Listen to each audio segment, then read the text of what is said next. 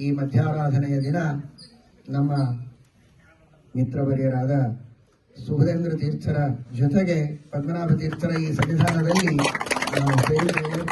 ಸಮಾಗಮ ಆಗಿದೆ.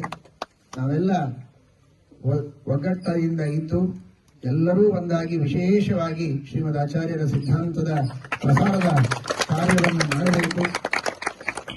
ಏನೆಲ್ಲ ವ್ಯಾಜ್ಯಗಳಿವೆ ಅವುಗಳನ್ನು ಒಂದು ಸೌಹಾರ್ದಯುತವಾದಂತಹ ವಿಚಾರ ವಿನಿಮಯಗಳಿಂದ ಆದಷ್ಟು ಶೀಘ್ರದಲ್ಲಿ ಅದನ್ನು ಬಗೆಹರಿಸಿಕೊಂಡು ಒಳ್ಳೆಯ ಸೌಹಾರ್ದದಿಂದ ಪ್ರೀತಿ ಅಭಿಮಾನಗಳಿಂದ ಎಲ್ಲರೂ ಸೇರಿಕೊಂಡು ಬಹಳ ಚೆನ್ನಾಗಿ ಇದನ್ನು ನಡೆಸಿಕೊಂಡು ಹೋಗೋಣ. ಆ ರೀತಿಯಲ್ಲಿ ಪದ್ಮನಾಭ ತೀರ್ಥರು ಎಲ್ಲ ಗುರುವರೆಣ್ಯರು ಜ್ಞಾನಿವರೆಣ್ಯರು ಶ್ರೀಮದ್ ಆಚಾರ್ಯರು ಅನುಗ್ರಹವನ್ನು ಮಾಡಲಿ ಎಂಬುದಾಗಿ ಪ್ರಾರ್ಥನೆಯನ್ನು ಮಾಡುತ್ತೇವೆ.